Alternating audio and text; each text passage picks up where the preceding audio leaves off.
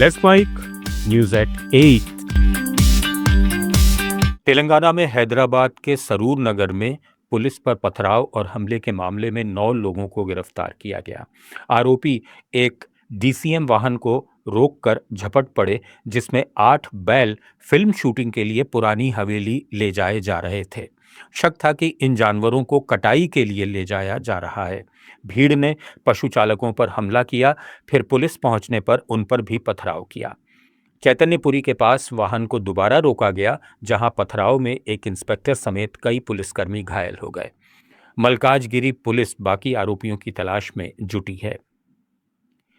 अरुणाचल प्रदेश के चांगलांग जिले में म्यांमार बॉर्डर के पास सुरक्षा बलों ने अलगाववादी प्रतिबंधित संगठन national socialist council of Nagaland के 2 सीनियर कैडरों को मार गिराया।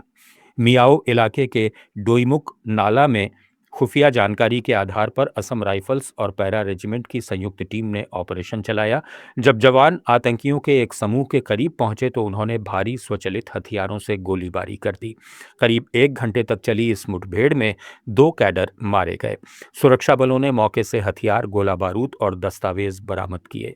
समूह ने इसे उकसावे वाली कार्रवाई बताया है, लेकिन सुरक्षा एजेंसियों का कहना है कि यह एक्सटॉर्शन और टैक्स वसूली की गतिविधियों पर आधारित था। इलाके में सर्च ऑपरेशन जारी है और बॉर्डर पर सुरक्षा बढ़ा दी गई है। केरल के कोच्चि में एक संगठित गिरोह ने जालसाजी के जरिए सरकारी नियमों को बाईपास कर 20 से ज्यादा अवैध किडनी ट्रांसप्लांट करा दिए। गिरोह ने गरीब लोगों को पैसे देकर अंग डोनेट करने के लिए ललचाया और रिश्तेदार या परोपकारी डोनेशन का फर्जीवाड़ा कर हॉस्पिटलों में सर्जरी कराई। अब पुलिस दस्तावेजों की जालसाजी, फर्जी सर्टिफिकेट और ह्यूमन ट्रैफिकिंग के एंगल की जांच कर रही है। सभी सर्जरी केरल में ही होने की पुष्टि हुई है। मणिपुर में सुरक्षा बलों ने सख्ती बढ़ाते हुए पिछले 24 घंटे में कई जगहों पर छापेमारी में mortar shells, IED, hand grenades और अन्य हथियार बरामद किए हैं। इस दौरान प्रतिबंधित संगठनों से जुड़े 4 सक्रिय लोगों को भी गिरफ्तार किया गया। इंडो म्यांमार बॉर्डर के पास एक आईईडी का पता लगाकर उसे सुरक्षित तरीके से निष्क्रिय कर दिया गया, जबकि इम्फाल में भी ग्रेनेड्स बरामद हुए।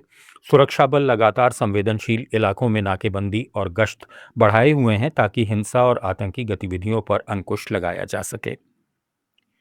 तेलंगाना के खम्मम जिले में खम्मम वारंगल नेशनल हाईवे पर 2 ट्रकों की आमने सामने टक्कर हो गई, जिसमें एक कोयला लदे ट्रक में आग लग गई और उसमें सवार 2 लोग जिंदा जल गए। वहीं आंध्र प्रदेश के विशाखापट्टनम स्टील प्लांट के थर्मल पावर प्लांट एरिया में एक माइनर गैस लीक से 4 वर्कर्स जहरीली गैस की चपेट में आने से बेहोश हो गए। उन्हें अस्पताल में भर्ती कराया गया, जहां इलाज के बाद उन्हें छुट्टी दे दी गई है।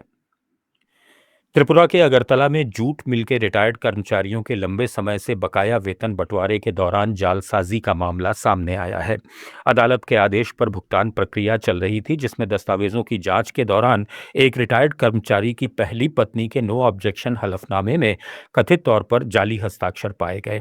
आरोप है कि फर्जी दस्तावेजों के जरिए बकाया राशि किसी दूसरे व्यक्ति को दिलाने की कोशिश की गई। जूट मिल के मैनेजिंग डायरेक्टर ने इस मामले में अमतली पुलिस स्टेशन में एफआईआर दर्ज कराई है।